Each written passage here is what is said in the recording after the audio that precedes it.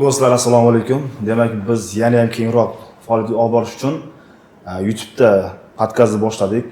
Savollarimiz Instagram platformasida juda ham qisqaligi bo'lgani uchun ko'plarda talab va istaklarga binoan soatlab suhbat qilishga harakat qilyapmiz. Bugungi mehmonimiz aynan siz bilgan, hammamiz tanigan programmer lady. Shunaqamidi? Qolaversa, Gulistonliklar uz admini Islom akam shu xush kelibsizlar. Kayfiyatlar qalay? Yaxshi. Juda ham xursand bo'ldim. Yo'q demagandan shu taklifimga. Keling boshlasak, faqat ochiq, real gaplashamiz. Xohlasa. Yolg'on aralashtirmasdan imkon qadar, chunki xo'p, birinchi savolim. Nimaga aynan programmer lady? Bu yigitni men 15 yil oldin tanlaganman, deyishmasam. 15 yil oldin? 2010-yillar, 16 yil oldin tanlaganman. Chunki endigina o'sha programmistlik faoliyatini, dasturchilik faoliyatini boshlaganman. Kollej payti boshlaganman, o'rganishdi. Dasturchilik sohasida o'qiganman. Toshkent axborot texnologiya universitetini. O'zim umuman dasturchiman. Shuning uchun programmer, ya'ni dasturchi nomi bilan programmer deb bo'lgan. Keyinchalik marketing sohasiga o'tsam ham o'zgartirmadim. Qandaydir o'zgartirishga xohish yo'q. Nomingizga sodiq qoling. Nima deydi? O'sha qiziq menga. O'sha programmer deb qolishni xohladim. Qanaqa dasturlar yaratgansiz? Bizda olimpiada masalalarida ishlaganman men asosan. Dasturlar yaratganmiz, lekin bizda dasturlar asosan kurs ishlari bo'ladigan o'zim nima deydi? Kurs ishlari bo'ladigan bir hali ishga tushmagan dasturlar. Lekin biz o'sha ishlatgan paytimizda unaqa dasturlar yo'q edi. Avtobuslarni topib berish dasturini qilganmiz. Kursdoshlarimiz bilan birgalikda. Keyin apteka dasturlarini qilganmiz. Biz endi o'zimiz eksperiment sifatida qilganmiz, lekin katta birorta loyihada ishlamaganman. Men asosan olimpiyskiy masalalarda, ya'ni qiyin anaqa nima deydi, masalan, oliy matematikada ham hayotda ishlatiladigan matematika boshqa, qiyin matematika boshqa, shunaqa qilib qiyin nima deydi, olimpiada masalalarida ishlaganmiz. Xo'p. Xalqaro olimpiadalarga ham qatnashganman. Bu sohalarda ham yutuqlarim bor. Xo'p, rahmat. Hozir to'g'risini aytamiz.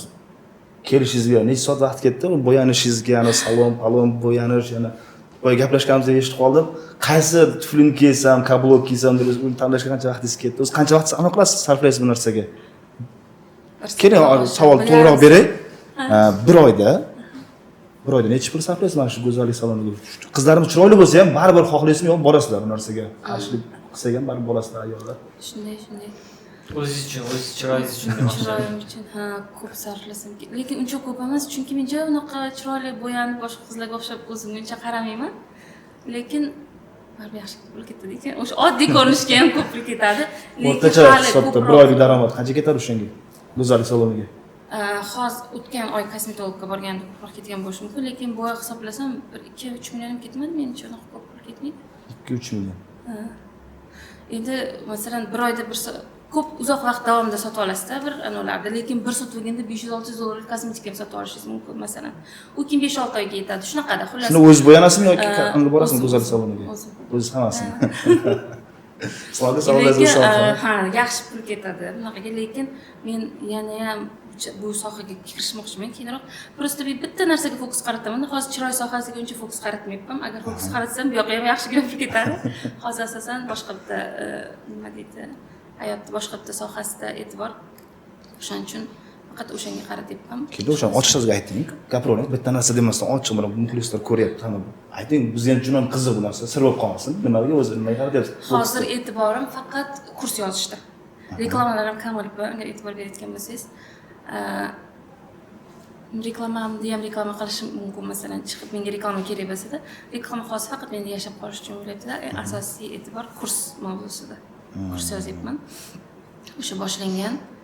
Shunda e'tiborim, hamma kuchim, hamma e'tiborim shunda faqat xos. Qancha bo'ldi boshlaganingizga? Qancha vaqt talab qiladi bu narsa yozib bo'lishingizga? Bir oylar bo'ldi boshlaganimga, lekin undan oldin moralniy tayyorlanishga ketgandim desam bo'ladi. Kurs aynan nima haqida? Marketing. Marketing emas. Mana Instagramda blog yuritish haqida. Masalan, men Instagramda blog yuritganim bilan bloger sifatida yuritaman, to'g'ri, lekin undan oldin blogerlar bilan kadr ortida ishlaganman, как prodyuser sifatida ishlaganman. Undan oldin brendlar bilan nima deydi, SMMchi bo'lib ishlaganman, mobilograf bo'lib ishlaganman. Xullas, Instagram hamma sohasida ishlaganman. Keyin qarasam, ko'pchilik tadbirkorlar SMMchilar bilan ishlaydi-ku. tadbirkorlar o'zi tushunmaydi ulardan nima xohlayotganini, SMM'chilardan nima xohlayotganini tushunmaydi. Keyin ular nima qilsa ko'nishga majbur bo'ladi-da, ularda bilim yo'q. Keyin bloger bo'lishni xohlaganlar ham masalan 200 mingta kecha bitta qizni ko'ryapman, 200 mingta podpischiga bor, lekin blogidan pul topmaydi. Men esa Instagramdan qanaqa pul topish yo'llarini bilaman. O'zimda bitta darsligim ham bor, Telegram kanalimda. Menga agar makiyaj deb yozsa, Instagramimda shunaqa keladi. Telegramimda linki boradi. Unda 55 ta pul topish yo'li haqida gapirganman. Ya'ni pul topish yo'llari rosa ko'p Instagramda, lekin ko'pchilik bir so'mni topmay yuraveradi. Masalan, 200 mingta, ba'zida 500 mingta podpischiga borlar ham. Lekin men masalan 1,5 mingta podpischigim bo'lganda ham Instagramdan pul topardim, ya'ni kadr ortida. Kadrda pul topishni boshlaganda уже 8 mingta podpischigim bor edi. Ana siz hozir kurs yozyapman deyapsiz. Kurs yozish uchun ham avval ishlagan bo'lishingiz kerak. Hozir aytdingiz, qisman aytib o'tdingiz, ishlaganman, kadr ortida deb. O'zi bu sohaga kirib kelishingiz qanday bo'lgan? Marketingga. Marketingga kirib kelishim o'zi umuman marketingga azaldan qiziqqan ekanman, o'ylab qarasam. Keyinchalik tushunyapman, blogerlar ko'p kuzatardi. Facebook bo'lardi oldin. Biz paytimizda biz endi 2013-yillar adashmasam Facebookka aniqlaganman. Bitta blogerlar rosa kuzatardim, lekin qiziqqanman-da, просто tak faqat rasmga tushib, bunday qilib yuradi. Qanday pul topadi deb turib, shu oxirigacha yetishga harakat qilganman. Keyin qarasam, oson pul topish yo'li bor ekan o'sha yerda. Shunga qiziq qolgan. O'zim ko'p pul topishni yaxshi ko'raman. Hamma ayollar shunday bo'lsa kerak. Ko'p pulda, nima deydi, oson pul topishni yaxshi ko'radi. Hozir ko'nglimdagidek-da. Masalan, o'tgan hafta qarasam, kalendarimga 10 kun ishga chiqibman-da. Bir oy davomida. 10 kun tayyorlanib, syomkaga chiqqanman, lekin yaxshigina pul topibmiz. O'shanisi qiziq. Summa aytish kerak? Ayting. Xohlasiz. O'tgan oy endi o'zimizga so'mda aytaveraylik, 35 million 980 ming shunaqa. Endi har birini hisoblab yozib boraman-da. Shunaqa chiqdi kecha yaqinda 1-iyun deganda shuni o'tgan oyda Rashiddan sirasi qarab ko'rdim. Shu 3 ming 5 ming o'rtasida pul topaman har oyda. Endi o'tgan oy kam ishladim, chunki rostdan sog'lig'im yaxshi bo'lmadi. 10 kun deyarli umuman ishga chiqmadim. Shuni o'rtasida keyin tashlab borib syomkaga chiqaman-da. Men dam olishim kerak, kayfiyatimni yaxshi qilishim kerak. O'shaga ko'p sarflayman. Xullas, hozir rostdan o'sha men havas qilganim yetgan deyman-da. Endi ja unaqa ko'p pul topmayotgan bo'lsam ham, o'sha qaysidir darajada o'sha xursand bo'lib ketaman-da. Ba'zida eslasam shu o'zim xohlagan o'sha qiz havas qilgan o'sha hozir eslayman o'sha qizga. Shu faqat rasmga tushib, videoga tushib, bunday qilib yuradi-da, lekin topadi. O'zi bizda ham shunaqa bo'lgan. Bu sohaga kirib kelish dangasalikdan orqasidan bo'lganda. Asli tagini olib qaraydigan bo'lsak, chunki boshqa Toshkentda ham shunaqa tanishlarim bor, bu sohada yuradiganlar bor, hammasi dangasa. Xuddi shunaqa yotib, o'tirib, og'ir mehnat qilmay, yer chopmasdan pul topishni xohlaydiganlar oxir oqibatda shu marketing sferasiga kirib ketadi. Ko'pincha shunaqa bo'ladi. Shunda ham sizda ham mana shu holatda hozir eshitdim. Bu zo'r. Bunaqa bir oyga 10 kun ishlab, yaxshigina daromad qilish zo'r.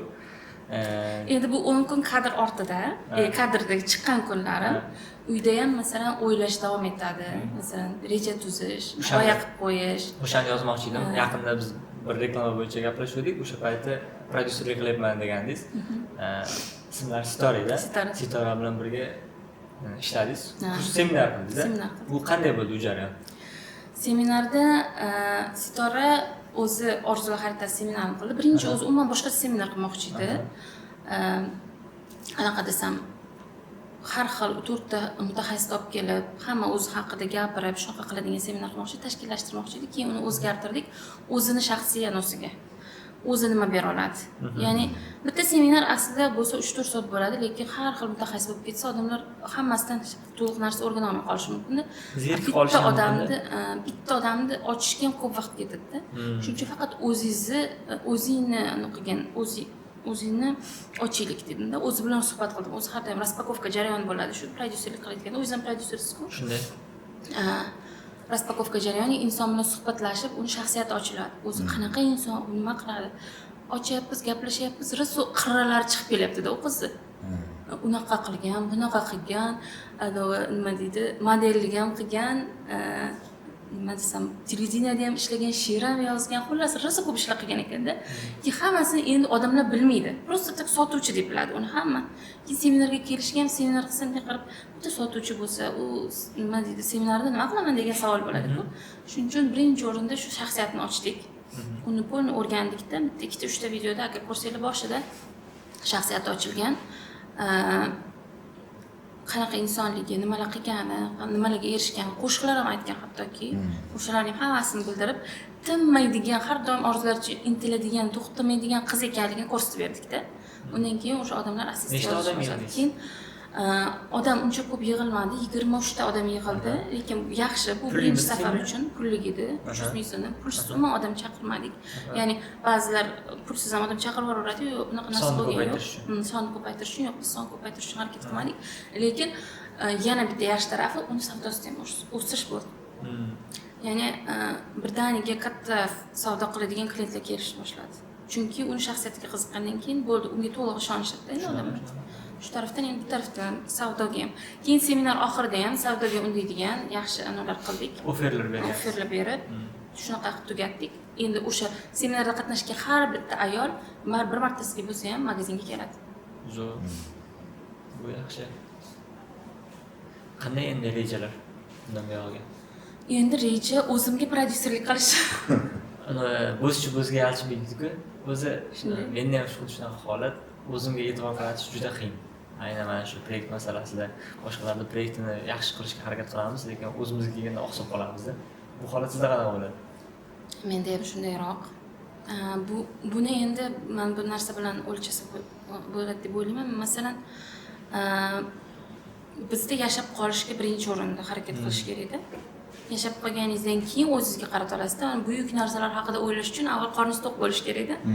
O'shaning uchun o'zingiz, mana men o'zim kurs o'ylayotganim, masalan, menga boshida pul bermasligi mumkin, qanchadir vaqt ketadi. 1-2 oy men o'shanga pul, naborot pul sarflashim kerak.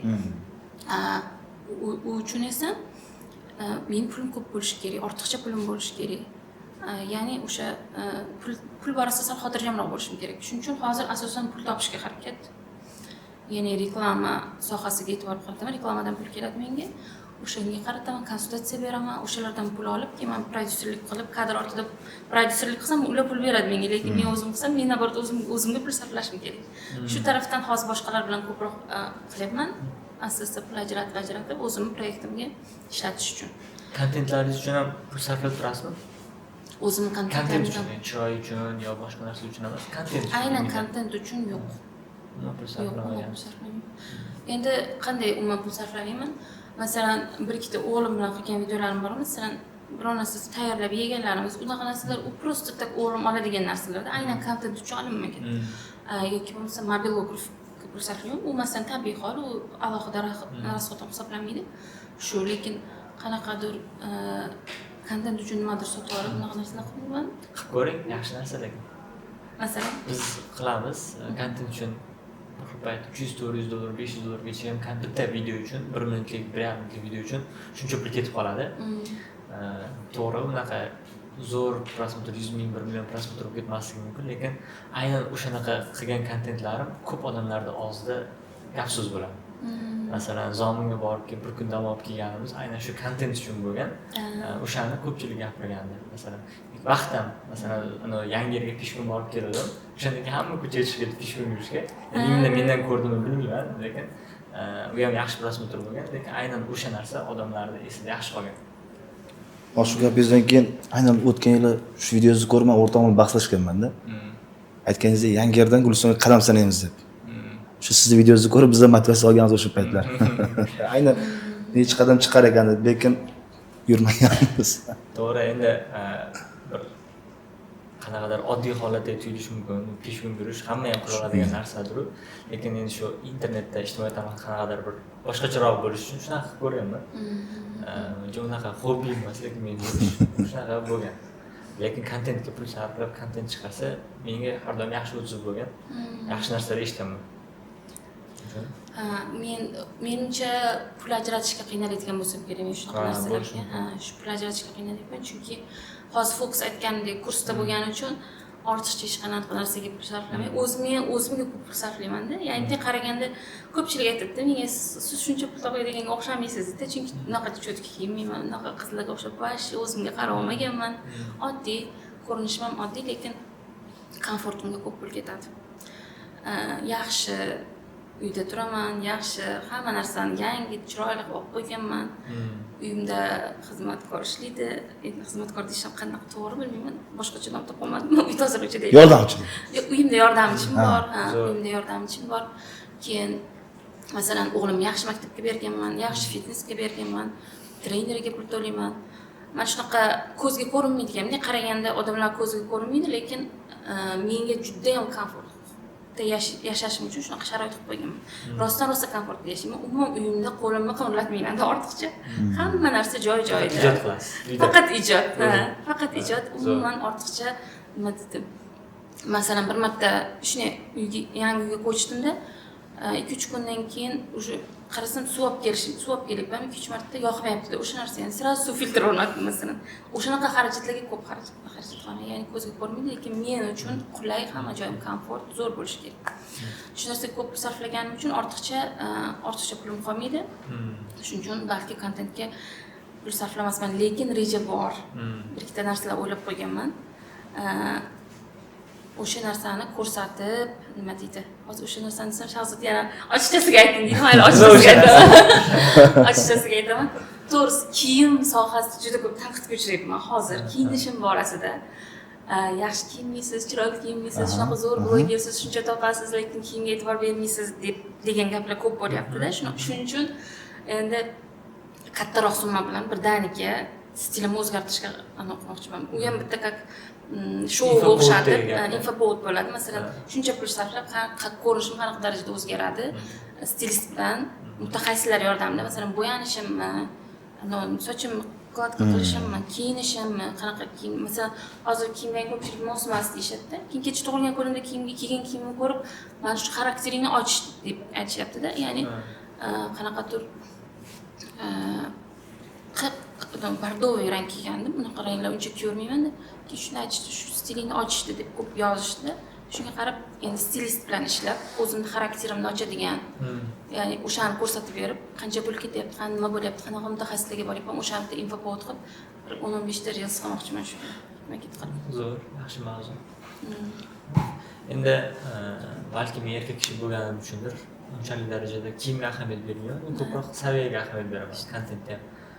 Men uchun saviya muhimroq deb o'ylayman. Men ham sizga shuni maslahat beraman. Siz keyin anaqa holat bormi? Sizda yurgan yo'lingizda kontent o'ylab yurasizmi? Yurgan yo'limda kontent o'ylayman. Keyin shunday birorta voqeani ko'rib qolsam, o'shani qanaqa reels qilish xayolimga keladi sirasi. O'sha narsa. Shunaqa fikrlayman. Biz o'zim marketologlar men shunaqa bo'lsa kerak. Reelschasiga fikrlash deyman-da men shuni. Shunaqa. Reels xayolimga keladi. Joydan qarayotganda reelschasiga fikrlash to'g'ri. Hamma narsadan reels izlash kerak-da. To'g'ri. Buni men nafaqat bizga, balki tadbirkorlarga maslahat berardim. Mana shunaqa yurgan yo'lida yoki o'zining biznesidan reels izlashda bu yaxshi narsa. Qanaqadir odamlarga soxta qilib yoki jinnicha trendlar qilgandan ko'ra, mana shu yurgan yo'lidagi bo'lib o'tgan voqealar, hayotiy nimadir misollar keltirib reels ishlasa, tadbirkorlikka ancha foydasi bor. Shunday.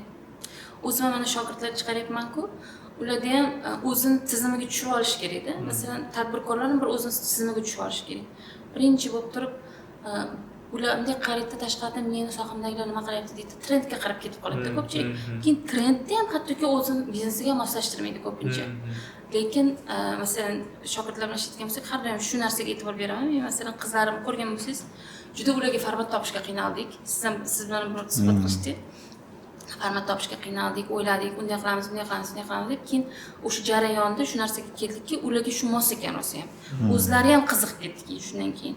Shunaqa qilib o'zini stilida, o'zini yo'nalishida topib berdik. Hozir Sitoraga masalan mana boshqacha yo'nalish topdik. Keyin yana bitta boshqa Sitora degan qiz bilan ishlayapman, oligarxni anosi, oligarx. Sitora bermasmi masalan? Yo'q. Sitora ular oligarxni anosi ambasador edilar. Bular egalaridan biri, ya'ni ayollari. Ular bilan ishlayapmiz. Ular og'ir, bosiq ayol. Juda ham shuning uchun bir ikkita videomiz ham chiqdi. Ular bilan intervyu formatda qilyapmiz. O'zlarining shaxsiyatini ochish borasida. Chunki ular chiqib men unaqa deb gapira olmaydi-da. Juda ham og'ir bosiq ayol. Shuning uchun shu tarafdan, bu tarafdan ochishga harakat qildik ularni. Hammani o'zining formati bo'ladi. O'shani bitta topib olib, shu yo'nalishga tushib olib, keyin o'shanaqa fikrlashga tushirib olish kerak. Xo'p, sohadan sal chetlashaylik endi. Hali sohalar sohaga o'tib ketdi. Xo'p, haqiqiy baxt nima deb hisoblaysiz sizningcha? Men hozir o'zim baxtli deb hisoblayman. Xo'p. Haqiqiy baxt xotirjamlikda va komfortdir. Xotirjamman. Har taraflaman. Ertalab masalan siz 9 ga chaqirdingiz va bemalol turib, choyimni ichib, Kutadi. yo'q endi kutadi deganda emas. 9 ga qarab mo'ljallab qurdim, lekin sal cho'zib ketib qoldi. Kablok tanlashga vaqt ketgan, oyoq kiyim tanlashga vaqt ketib qolgan. Ancha. Shunaqa bo'ldi.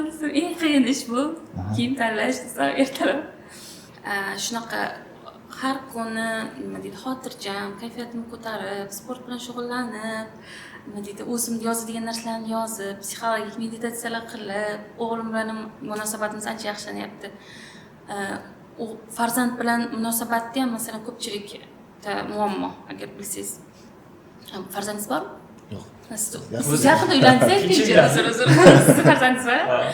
Farzand bilan masalan ko'p muammo bo'ladi-da, onalarda ayniqsa. Urushadi, nima qiladi. Biz masalan ancha bir-birimizni yaxshi tushunib qolganmiz. Gap borgan sari munosabatimiz yaxshilanib boryapti-da. Keyin men o'g'limga masalan unaqa deb uni tarbiyalamayman. Har doim unga qarab turib o'zimni tarbiyalashga harakat qilaman-da. U nimadir qilyaptim, demak mendan ko'rgan shu narsani deyman-da. O'zimdagi shu hislatni o'zgartirishga harakat qilaman va har kuni o'zimni isloh qilaman. Shunga borgan sari hayotim yaxshilanib, xotirjamlashib boryapman va komfort, uyda yashayman, komfort, hamma joyim komfort. Shuning uchun o'zimni juda ham baxtli deb hisoblayman. Xo'p. Komfort deyapsiz, o'zim maza qilib yashayman deyapsiz. Yolg'izlik yaratganga xosda, xohlaysizmi yo'qmi? Lekin bu tarafdan juft topishim kerak deb hisoblayman. Unaqa nima deydi, yo'q, bunaqa narsa bo'lmaydi degan anom yo'q, cheklavom yo'q. Lekin hozirgi hayotimdan yaxshiroq qilib beradigan odam kelsa. Shu savolni o'z Instagramda ko'rgandim. Turmush qurganingizda men hali unga tayyor emas edim. Hozir men tayyorman degan ana bo'lgan. Keyin yana birisini ko'rdim, bugun ertadan keyin bundan vaqtim yo'q hozir degansiz. Bormi agar taklif bo'lsa? Tayyor emasdim deganimda rostdan tayyor emasdim. Majburlab berib yuborishgan shunda? Shunga o'xshashrog'i. Endi bizim deydi, oilada singillar bo'lsa, shunaqa bo'ladi-da. Tezroq turmushga chiqishadi. Keyin yaxshi variant bo'lgan tashqaridan qaraganda. Siz 5-chi farzandsiz? U odam masalan birinchi farzandda. 4 mendan keyin 3 ta qiz bor. U odam yomon odam emas. Hamma tarafdan qaraganda tashqari tarafdan zo'r odam. Hamma hayron qolgan to'g'risi. Yaxshi odam. Hozir ham o'g'lini har doim mana kecha bayramda kelib tabriklab ketdi. Nimadir bo'lsa qarab turadi o'g'liga. Men bemalol ayta olaman. Lekin yaxshi odam, yaxshi turmush o'rtoq bo'la olmadi deb. Balki men ham yaxshi turmush o'rtoq bo'la olmagandirman. Har doim qarshi ikki qo'ldan chiqadi. Bu tarafdan biz bir-birimizga mos kela olmadik. Lekin ota sifatida har doim turib beradi va alimentlarni vaqtida to'laydi. Hech qanaqa bir otalik sifatida unga pretenziyam yo'q. Lekin hozir birga yashaylik desa, shunday masalan taklif ham bo'lgan, birga yashaylik degan, yana qaytib yashaylik degan rad qilganman to'g'risi. To'g'ridan to'g'ri rad emas, talablarimni qo'yib rad qilganman. Ya'ni meni boshqadan ko'nglimda otganman. Boshqadan ko'nglimda xuddiki umuman tanish bo'lmagan odamdek. Hozir men u odamni bunday hisoblayman-da. Men uchun begona. O'g'limning dadasi to'g'ri, o'g'limga dada, lekin men uchun begona. Chunki yashamayotganimizga ancha bo'ldi. Men 6 yil bo'ldi ajrashganimga. Lekin men uchun begona, boshqa bitta noldan umuman meni taniydigan odam kelib turib, qanday meni ko'nglimda olish kerak bo'lsa, u odam ham agar men bilan yashashni xohlasa, xuddi shunday qilish kerak deb hisoblayman. Shunaqa deb aytganimda yo'q degan. Balki hali hayot oldinda bo'lib ketishi mumkin, bilmaymiz. Bilmaymiz, to'g'ri. Islom aka yer qolmadingizmi? Sizningcha haqiqiy baxt nimada deb hisoblaysiz aka? Biz ayollar fikrini hozir o'rganib chiqdik, endi sizdan so'rasam, erkaklardan. Haqiqiy baxt bu juda ham endi bahsli savol. Bunga hamma har xilcha o'zining qarashlari bilan javob beradi. Meni qarashim esa hamma narsa yetarli bo'lib tursa, hech qanaqa sog'liqdan yoki bir oilaviy nimalardan kamchilik bo'lmasa, o'sha baxt deb o'ylayman. Endi bunga nima deb chuqurlashni bilmayman, lekin masalan oilaviy to'kin-sochinlik desam, bularga tegib qolishi mumkin. Masalan, oilada qanaqadir kamchilik nimadir bo'lsa, lekin bular ham baxtli. Meni lekin hozirgi o'lchashlarim esa shu oilaviy to'kin-sochinlik, to'rtmuchasi sog'ligi, mana shu baxt deb o'ylayman. Hamma insonlarim yonimda bo'lishi. Xo'p, hozir blogerlarga mazza deb aytadi, ko'plar shuni yozadi. Tong nechida otasizlar uchun? Nechida uyg'onasizlar o'zi Yo'q, siz birinchi anondan boshlang, uyqudan boshlang, nechida uxlaysiz? Uxlaysiz. Nechida uxlaysizlar, mayli. Menda asosan ijod kech payt keladi.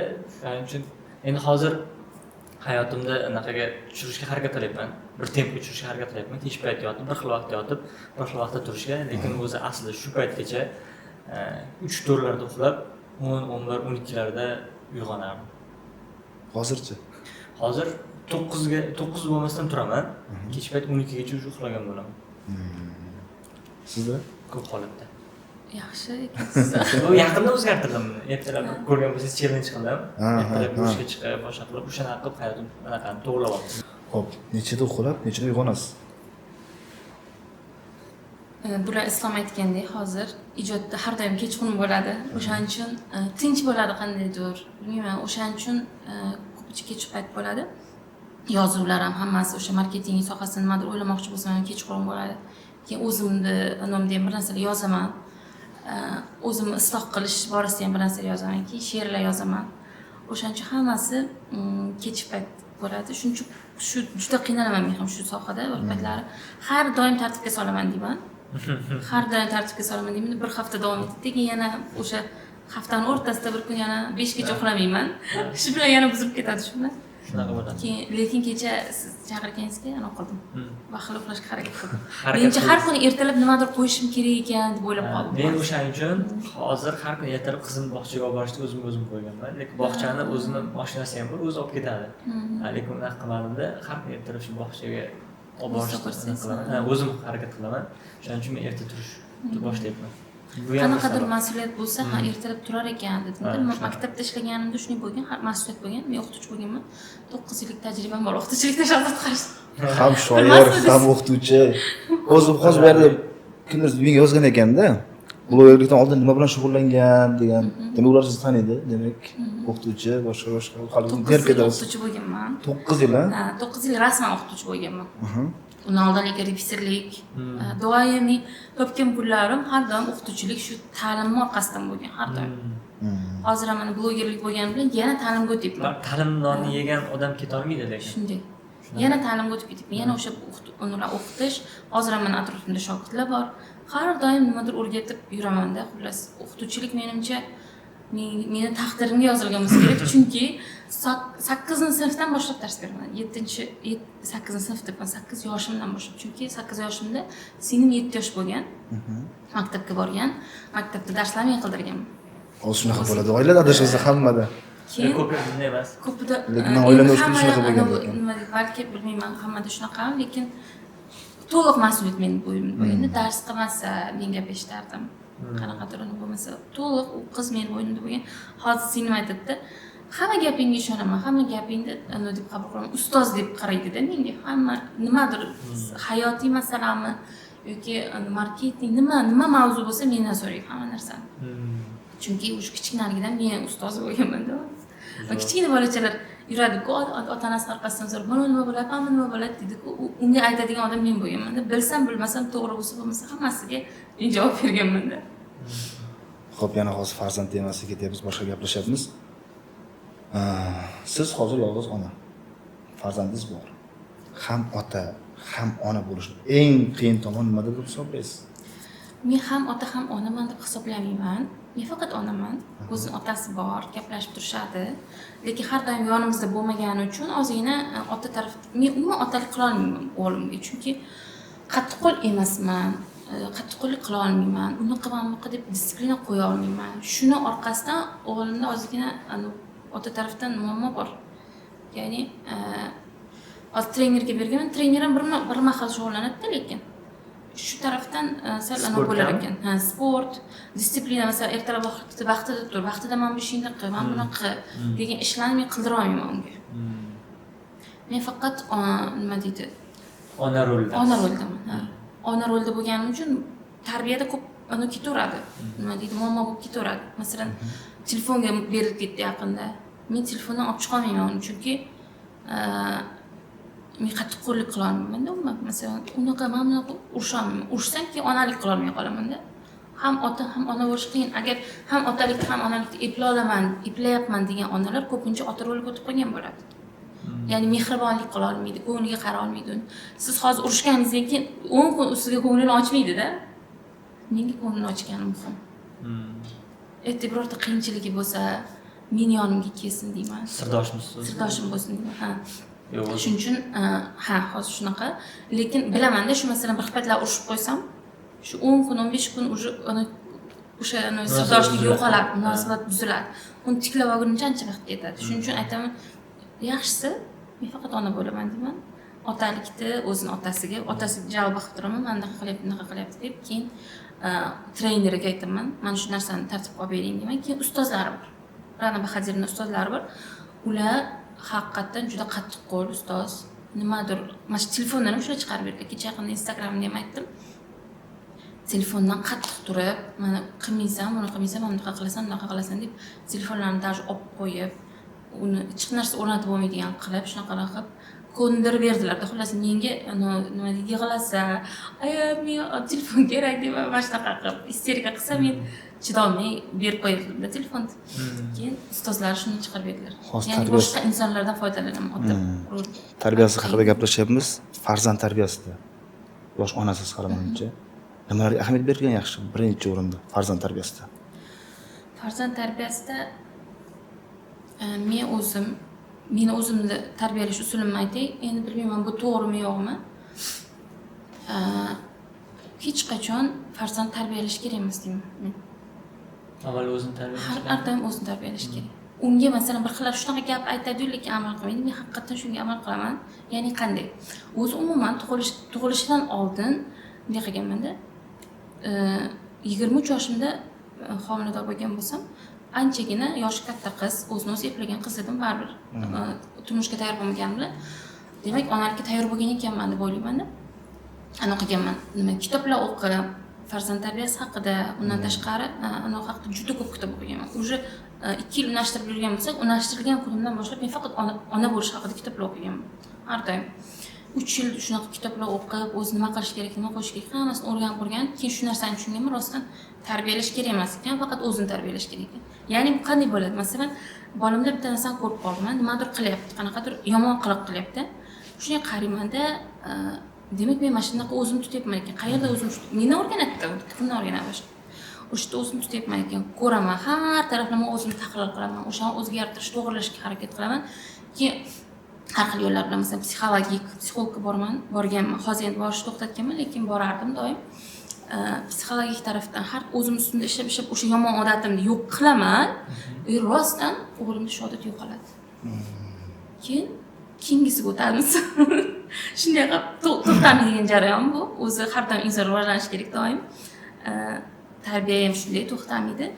Men lekin o'zimdan xursandman, o'zimni tarbiyalab, o'zim yaxshi bo'lib ketaveryapman. Boraman, shunday yaxshi bo'lib ketaveryapman. Tushunarli. Islom aka, farzandlardan nechta? Ikkita. Ana deydi, ota bo'lib, ota qadrini bildim men deydi. Qanday ekan ota bo'lish o'zi? Mas'uliyati qanday uni? Otalik unvoni qanaqa o'zi? Nimalarda mas'uliyatni o'ziga olish kerak bu narsada? Kichkina farzandim bu yil 2 ga kiradi. Ikkinchisi o'g'lim qo'polroq qilib aytganda, men ota bo'lganimni his qilganman, ikkinchi marta ota bo'lganimni his qilganman.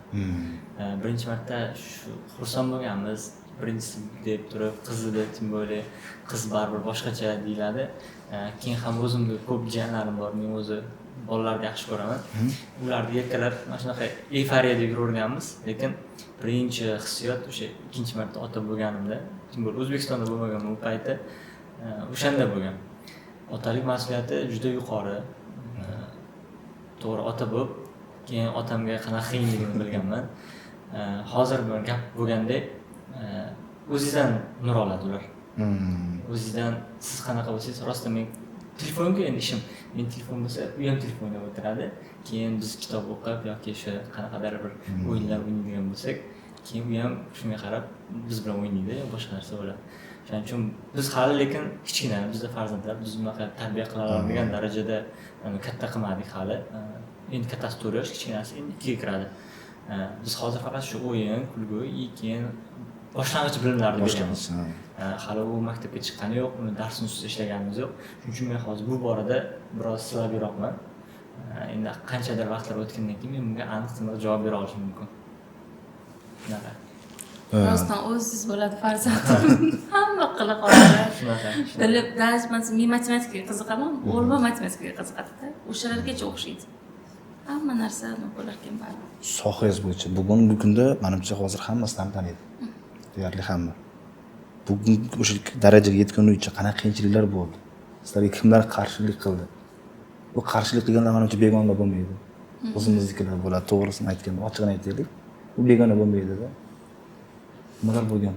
Qarang, qiyinchiliklar bo'ladi, albatta bo'ladi qiyinchiliklar va bu qiyinchiliklar o'shanga yetishda bir bosqichi deb qaraydigan bo'lganman. O'sha oldin qaysidir vaqtlar shu qiyinchilik, voy dod degan bo'lishi mumkin, lekin hozir shunaqa vaqtga yetdimki, hozir qiyinchiliklardan mazza qilaman. Hozir ham hayotimda qiyinchiliklar bor. Nimalardadir qila olmayapman, nimalardadir o'xshata olmayapman. Lekin aytamanki, bu qiyinchilik kelgani zo'r. Qiyinchiliklar orqali o'samiz, ketma-ket bizda o'sha qarorimiz qat'iymi yo'qmi, shuni tekshirish uchun. Masalan, menda qarshiliklar bo'lgan, masalan, o'sha o'zim yuzimni ko'rsatish bo'yicha qarshilik bo'lgan. O'shanda masalan,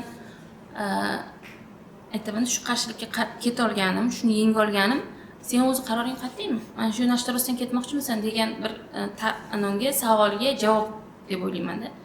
Bizga faqat o'sha qiyinchiliklar savol deb beriladi. O'shanga javobimiz shu qiyinchiliklarni yengganimiz bo'ladi. O'ylayman. Islom aka? Hamma soha baribir o'ziga qiyinchiligi bor. Keng ko'lamli ko'rish kerak bu narsaga. Hamma narsa o'ziga qiyinchiligi bor. Qanaqadir qiyinchiliklardan o'tgandan keyin muvaffaqiyatlarga erishiladi deb o'ylayman. Men har doim omad yo'q narsa deb o'ylayman-da. Chunki men ko'chadan pul topib olmaganman, yo bir nimadir menga osmondan tushib qolmagan. Ko'p narsalarga qanaqadir harakatlar evaziga kelgan. Qanaqa harakat evaziga nima kelganini men juda yaxshi bilaman o'zim uchun. Shuning uchun ko'proq shu o'zim ustida ishlashga harakat qilaman. Qanaqadir qiyinchiliklar bo'lsa, shunga to'g'ri qarayman. Ishda ham, hayotda ham. Ayniqsa ishda ko'p muammolar bo'lib qoladi. Sarvar aka juda yaxshi biladi, qanaqadir muammolar bo'lishini. Hamma ishda bor. Bunga to'g'ri qarash kerak. Muammo bo'ldi deb siqilib, depressiya bo'lib qolish kerak emas, o'shanga yechim beradigan yo'llarni qilish kerak. Qaytib bo'lganmi? Bo'ldi, kerak emas, boshqa narsa qilaman. Qo'y boqaman undan ko'ra yoki boshqa narsa degan narsa bo'lmaganmi sohangizda? Menda ham shu ota-onam tarafdan qarshilik bo'lgan. Lekin men shuni ham o'zgartirmaganman, sohani. Ular endi bizga yaxshi bo'lishini o'ylaydi. Bizda qanaqadir shuni orqasidan muammolar kelib chiqqaniga qo'y, undan ko'ra tinch yur. Och qornim, tinch qulog'im degan narsani o'rgatishmoqchi bo'lgan, lekin o'sha paytda men ham qo'rquvga qarshi borganim uchundir, balki hozirda shu natijalar yaxshi, shu yo'ldamiz, shuni orqasidan nonyapmiz. Agar bu sohani tanlamagansiz, o'zi qaysi soha o'qimoqchi bo'lgansiz? O'qib shu sohani egasi bo'laman deb niyat qilgansiz. Men o'zi asli bir 7 talar sportga borganman. 3 ta maktabda o'qiganman, 2 ta kollejda o'qiganman. O'zimni tanlash, o'zim topish juda ham qiyin bo'lgan endi. Men hamma narsa bo'lib ko'rganman. Hozir qanaqadir bir kasb aytishga o'sha bo'lishni orzu qilganman. Hammasi bo'lgan. Maktabda o'zingiz xohishingiz bilan ketganmisiz, quvib borishganmi? Yo'q, o'zim xohishim. Toshkentda o'qiganman, Gulistonda, Qo'shda o'qiganman, Beshikda o'qiganman.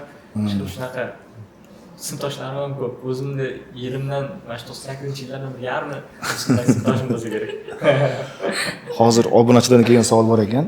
Dilobar o'zini yana 5 yildan keyin qayerda, kim sifatida ko'ra oladi debdi. Men o'zimni ustoz sifatida ko'raman. 5 yildan keyin. 5 yildan keyin. Oliy ta'limdami yoki maktabdami? Yo'q, mana shu sohada aynan. Shu sohada. Marketing sohasida. Endi 5 yil bilmadim, juda uzoq. Yanagi yillarga mo'ljallanib shunday bo'lib turibdi. Endi menimcha shu baribir shu sohaga asta-asta boraman. Chunki o'zim mana hozir bloger sifatida ko'rib, masalan, blogerman hozir. Shu qaysidir darajaga yetganman Gulistonda, Sirdaryo viloyatida. O'shani masalan, o'shanga harakatni men rostdan 5 yil oldin boshladim. ya'ni faqat kadr ortida bo'lgani bilan, boshqa narsa bo'lgani bilan o'zimga o'zim asta-asta ko'rsatib, nimadadir qilib, o'shanga harakatni 5 yil oldin boshlaganman. Va hech narsa tez bo'lmaydi. Asta-asta shu darajaga yetamiz, xudo xolasa. Tadbirkorlar, katta tadbirkorlar, hozir ham masalan tadbirkorlar konsultatsiya oladi. Xursand bo'laman. Har tadbirkorlar konsultatsiya olganda shogirdlar keladi, dars o'taman. Hozir men kurs yozmoqchiman. O'sha narsani juda ham bir anosiga nima deydi? Balandroq joyga yetib olgan bo'laman deb o'ylayman. Xudo xolasa nasib qilsa. Insonmiz qaysidir tarafdan balki gunohimiz bordir, balki aytolmagan gaplarimiz bordir, nima og'ritib qo'ygan insonlar. Ota-onangizga qaysi gap haligacha aytolmagan gaplaringiz bormi? Ota-onangizga aytolmagan gaplaringiz bormi? Ayam bilan ayam bizni yolg'iz o'stirgan. Xuddi shunday menga o'xshab. Shuning uchun ham balki men turmush qurishga shoshmayotgandirman, chunki ko'rmaganman-da o'zim turmush qanaqa bo'lishini. Ya'ni nima demoqchiman? Masalan, agar siz ota-onangiz baxtliligini ko'rganingizda, shu hayotga intilib, baribir o'sha hayotga qarab ketardingiz-da. Nimani ko'rsa odam shunga qarab intiladi. Masalan, o'sha qizni ko'rganman, oson pul topishni ko'rib qolgandan keyin baribir shunga yetishdim. Agar shunaqa baxtli oilani ko'rganimda, balki men ham shu tarafga qarab yurgan bo'lardim-da. Onam bizni o'zi katta qilgan, boya aytganimdek, ota bo'lganda bizga faqat ona emas, ota bo'lgan, ya'ni qattiq qo'l bo'lgan. Shuni hisobidan balki o'g'limga qattiq gapira olmasman. Shuni orqasidan shunaqa ayamga o'xshagan bo'lib qolmay deb turib buni qila olmasman. Ayam bilan o'sha qaltirayotgan ovozlarim. Salgina ochiqchasiga gaplasha olmaymiz, ya'ni sirdosh emasmiz. Asosan singillarim bilan sirdoshman. Shuning uchun qandaydir yaxshi ko'raman yoki unaqa gaplar ayta olmayman ayamga. Keling, hech bo'lmasa bugun aytib qo'yaylik shu narsani. Vaqtiga balki ularga afzal qolarsiz, ayta olmaydim shu gap. Videoni o'zlariga tashlab beramiz. Kameraga qaraymiz, bir. Siz yaxshi ko'raman deb qo'yasiz. Bitta. Aynan Gulistonlik Shazod profilida tarixga aylanadi bu so'z menimcha. Shu joyini Instagramga qo'ying. Albatta. Marhamat, tayyor bo'lsangiz. Lekin majburlash yo'q, xohish bo'lmasa, to'g'risi. Vaqtiga balki aytarsiz. Xo'p. Men yaxshi ko'raman, siz yaxshi ko'raman, lekin har doim men bildira olmayman buni. Ba'zida shunchaki quchoqlab o'tirgim keladi, lekin xuddi bunga ruxsat yo'qdek. Hozir qattiq qo'l bo'lgandan keyin ozgina mehr taraflama qila olmas ekansizda. Ayam masalan meni oldimda yig'lamagan umuman. Qiyinchiliklarni ham ko'rsatmagan, xuddiki erkak kishidek. Hamma qiyinchiliklarga o'zi yengib o'tib ketganda, keyin men ona bo'lib turib tushunyapman.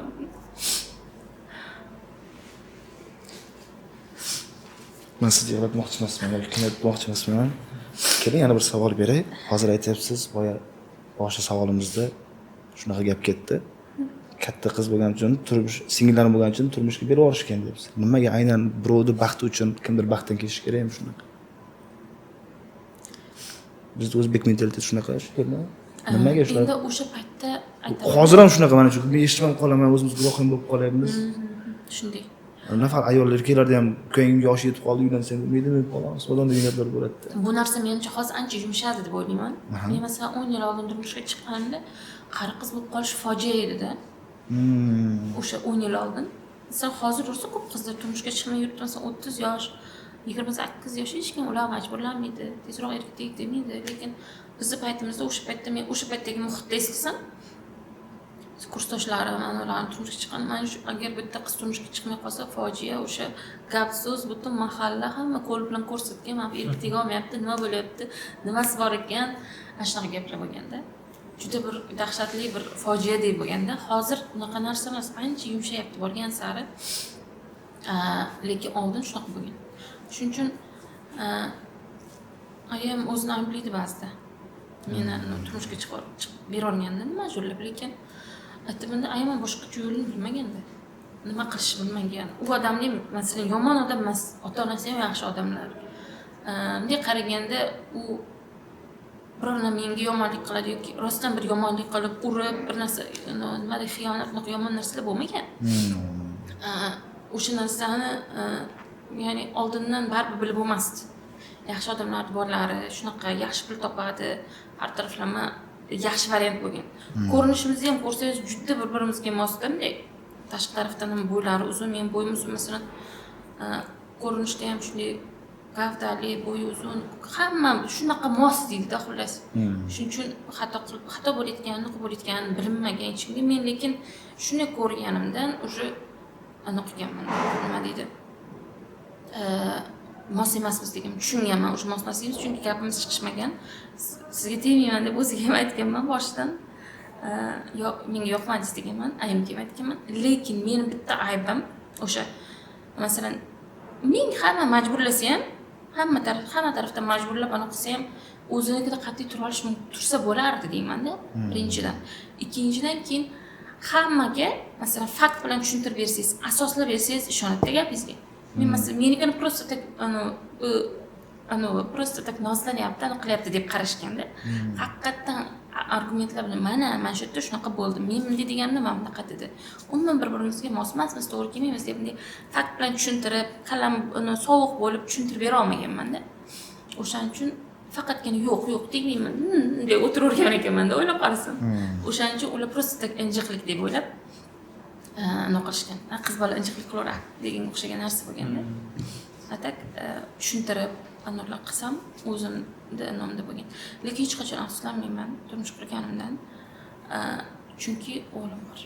O'g'lim uchun ba'zida nima deydi? Hozir yig'laverganda holat uyda ko'p bo'ladi shunaqa. O'g'lim uchun menimcha shu hamma qiyinchiliklarga roziman. Islom aka, sizga savolim. Yigit kishining haqiqiy do'sti bu ota deydi-da. Otangiz bilan bemalol sirlasha olasizmi yoki? Yo'q, albatta. Meni sirdoshim onam, biz otam bilan baryer bor o'rtada, juda katta. Shu kungacha qanaqadir gaplar bo'ladigan bo'lsa, men onam orqali aytilgan. Otam bilan shu onam orqali gaplashganmiz. Ana bitta Jamshid degan qiziqchi bor-ku, otalarga ko'p hazil qiladi. U haqiqatan shu ota otamiz bizni ismimizni ham bilolmagan deydi. Xudodan xuddi shunaqa necha sinfda o'qishimni ham bilmasdi, darajada o'sha maktabda necha sinfda deydi deb kimdir so'rab qolsa shunaqa derdi. Lekin bu yaxshi tarafga o'ynagan, baribir qattiqqo'lligi, shuni orqasidan bizga shunaqa o'rgatganlarida oilaga mas'uliyatli bo'lishni o'rgatgan. Biz shuni orqasidan hozir balki yaxshi yashayotganimiz, oilaga mehrli bo'lishimiz, mas'uliyatli bo'lishimiz shuni orqasidan deb o'ylayman. Lekin biz onam bilan ko'proq sirdoshman. Endi hozir oxirgi paytlarda unaqa ko'p sirlarni ham onamga ham aytmayman. Chunki ko'p sirlar o'sha qiyinchilik bo'lib ketdi-da, yo'q. Shuning uchun endi umr yo'ldoshi ketadi, yomoncha. Yo'q, hech kimga aytgandim. Ishdagi muammolar nimadirlarda, endi qanaqadir sirlar bo'ladigan bo'lsa, lekin shu ona haqida gaplashadi. Turmush o'rtoq umuman boshqa mavzu, ona umuman boshqa mavzu. Yaqinda internetda ko'rib qoldim. Onang xotiningni urdi, sen qaysi birini taniysan deb aytayapti. Ular esa xotinim ketadi, men onani taniyman. U ikkalasi taqqoslab bo'ladigan narsa emas. Bir-biriga taqqoslanmaydigan bebaho. Shuning uchun onani hech narsaga taqqoslamaslik kerak. Ona bilan aytiladigan o'z gaplari boshqa. Shunaqa sirdoshim onam. Xo'p, keling yana sohalarga beradigan bo'lsam, kommentariyadagi negativchilarga qanaqa qaraysizlar? Siz o'zingiz qanaqa qaraysiz? Men hozir to'g'risi aytaman, sarora qaraydi hamma narsaga. Men sal aytib qolsam, bir xil payt tutib qolaman. Kommentariya qo'y, nima qilasan deydi. O'shandan keyin to'g'risi qaramay ham qo'ydim kommentariyaga, to'g'risi. Yaxshi o'zi javob qaytaraman bo'lmasa, mayli deyman. Gurinch kurmaksa unga deb qo'yaman bo'ldi. Sizlarda qanday? Ayting. Siz Xeytlarga oldin juda reaksiyam yomon edi. Shundoq jahlim chiqib ketardi. Lekin shu jahlim chiqishini to'xtatganimdan keyin, oddiy qabul qilishni boshlaganimdan keyin hamma inson boshqa bitta insondan o'zini aksini ko'radi birinchidan, ikkinchidan o'zi xohlagan narsani ko'radi-da. O'zini atrofidagi dunyo qanaqa bo'lsa, shuni ko'radi. Shuni tushunganimdan keyin o'sha spokойно shunday qaraymanda birov ana bitta videomda nima deydi, yosh ko'rinish haqida yozsam, siz umuman yosh ko'rinmaysiz deb yozganda men qarab turib, yaxshi yosh ko'rinmasam fojia emas degandim, men o'tib ketaveramanda. O'zi o'qish chiqasin hammasini. Hammasini o'qidim. Ana qilaman nima deydi, yana keyin qanaqadir yomon gaplar ham bo'ladi, nima deydi, shaxsiyatimga qaratilgan, bunaqa endi men qaraymanda, sen unaqasan, bunaqasan degan gaplar bo'lsa, shunga qaraymanda, qaysidir taraflama agar jahlim chiqarsa, aytaman, nimaga jahlim chiqyapti shu gapdan? Demak, ozgina shu narsa bor haqiqat. Tan olishim kerak. Deb turib o'zimni o'sha joyda o'zi menga nima deydi, heyterlar o'zimni isloh qilishimga yordamchi deb qaraymanda. Shunga qaraymanda, tan olaman, agar shunaqa bo'lgan bo'lsam, shuni aniq qilayotgan bo'lsam, qayerlarda shunaqaman, ko'raman-da, boshqa shunaqa qilib bo'lmaslikka harakat qilaman. Agar umuman menga aloqasi yo'q narsalar bo'ladigan bo'lsa, shunga qarab, demak, umuman menga aloqasi bo'lsa, menga tegmaydi ham demak. O'zini o'zi hech qanaqa bir jahlim chiqmaydi, hech narsa bo'lmaydi-da, o'tib ketaveraman. Yana keyin bitta narsa, bloger bo'lishdan oldin, umuman bo'lishdan oldinmi, ya ko'p nima deydi, sizni ko'p odam kuzatishi uchun shu heyterlarga chidamli bo'lishingiz kerak. Qachon men o'sha narsani o'rgandim, ular bilan muomala qilishni, ularga qarab o'zimni isloh qilishni o'rgandim, shundan keyin o'sish boshlandi endi. Demak, bemalol yozsalaring bo'ladi, baribir. Asablar buzilmaydi, qo'rqmasdan yozaveringlar. Nima sizda qanday bunaqa narsaga? Men lekin bunaqa hammasini bir vaqt o'qib o'tirmayman. To'g'ri o'xshab. Tez o'tib ketaman. Yoki telefonga уведомление bo'lib keladi. O'sha negativlarni o'qiyman. Agar o'zim kommentariy kirib qolib, o'sha yerda ko'rib qoladigan bo'lsam, lekin men обязательно negativlarga javob beraman. Masalan, kecha bittasi, siz yelkaga ishlang, yelkasi kichkina deb xo'p dedim. Обычный javob beraman. Bunaqa negativlar narsa yo'q. Lekin shu nomda yozishadi, yelkam. Lekin negativlar deb men 1-2 yillab videoga chiqa olmay qolganman boshida. Keyin qanaqadir bilmayman nima holat bo'lgandan keyin обычный qabul qilishga o'tdi. Oddiy qabul qiladigandek bo'ldim. Undan keyin lekin hamma narsa o'z-o'ziga tushib ketdi. Joy-joyiga. Lekin ana ham bor, bilasizlar, menga ko'proq bo'ladi. Telefon bo'ladi, qara, mana palonchi yozibdi, nima deb yozibdi deyman-da, kommentariyada shunaqami? Bizda danomizda boshqalar telefon qilib yozyapti, javob bermaysanmi, dedim, shunaqa gaplar bo'lib ketadi. Hozir yana bitta savol keldi-da, sizlarga ekanlaringga bog'liq bu narsa savol. Blog yurishda noldan qanday boshlash kerak? Telga zo'r tushunish kerakmi yoki montajgami deyapti? Telefonga yaxshi tushunish kerakmi yoki montajgami deydi blog yurish uchun? Telefonga yaxshi tushsa montajga, demak yaxshi tushunadigan albatta. Boshlash kerak birinchi. Birinchi boshlab olish kerak. Nima bo'lsa ham boshlash kerak. Birinchi yaxshi telefon kerak, menimcha. Yo'q. Men masalan yaxshi telefon bilan boshlamaganman. Montajni ham yaxshi tushunmasdim. Qiyshiq qing'ir montaj qilganman boshidagi videolarda. Keyin gapirishim ham, men bu hozir men manaqa ketyapman deb turib videolar olganman boshida. Shunday boshiga qaytsam, xudo degan, yana ne qimirlab yotibdi. Hozir ham bor videolaringiz. Endi unda Instagramda boshida chiqadi-yu, arxivda chiqadi-ku. O'shani ko'rib qo'ymanda boshida 2020-yilda boshlaganman. O'sha mana shu registratsiya qilganman shu akkauntni. Keyin shundoq kirib qarasam, o'sha gapirganlarim chiqib keladi-da. Na gapirishni bilganman, na videoni bilganman, na telefonim yaxshi bo'lgan deyman-da, hech narsa bo'lmagan. Sizlarga rahmat, qimmatli vaqtinglarni olganim uchun. Rozi bo'lasizlar. Agar yig'latib, dilingizni og'ritib, bir noo'rin savol bergan bo'lsam, uzr so'rayman. Obunachilaringizga, muxlislaringizga agar gaplaringiz bo'lsa, marhamat, kameraga qarab bemalol gapirishingiz mumkin.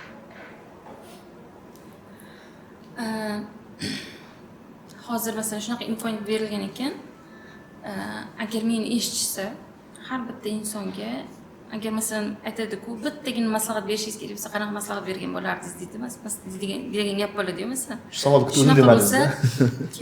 Shu savolga tayyorlanib keldim, lekin bermadingiz. O'sha maslahatni men o'zinglarni isloh qilinglar har kun degan bo'lardim. Har kuni o'zini isloh qilib, har kuni rivojlangan odam qaysidir darajaga yetadi. Bir kunda bo'lib qolmaydi hech narsa. Mendan so'rashadi, bir paytlar blog yuritish nima qilish kerak, nima boshlash kerak? Bitta kursiy sotib olsam zo'r bo'lib ketamanmi? Bitta bunaqa qilsam zo'r bo'lib ketamanmi? Bitta narsa bilan hech qachon zo'r bo'lib ketmaydi. Hamma narsa ketma-ket asta-asta bo'ladi. O'shaning uchun agar asta-asta qilish kerak bo'lgan o'sha bitta ish bo'lsa, o'sha har kuni o'zini isloh qilishni aytgan bo'lardim. Har kuni o'zini bitta yomon odatini to'g'rilab boraversa, borgan sari yaxshi mazza hayotga yetib boraveradi. Islom aka. Men aytardim, ortiqcha unaqa aytadigan darajada endi o'zimni hisoblamayman, lekin hamma o'zini hayoti bilan yashasin, bo'ldi. Birovni hayotiga aralashib, uni muhokama qilishni chetga surib, hamma o'zini baxtli bo'lish uchun harakat qilsin. Bo'ldi. O'sha eng zo'r maslahat o'zi aslida. Chunki biz boshqalarga vaqtimizni ko'p sarflab qo'yamiz ko'pincha. Shunaqa boshqalar muhokamasiga ko'p vaqtimiz ketib qoladi. Shu. Bunaqa aqlli qilishni. Rahmat sizlarga, sog' bo'linglar, salomat bo'linglar. Xudo xolasa keyingi uchrashuvlarda, keyingi podkastlarda yana ko'rishib qolamiz degan umiddaman. Xudo xolasa. Omad sizga ham. Rahmat. Kuchli insonlar bilan intervyular qilish nasib qilsin sizga. Sizga ham.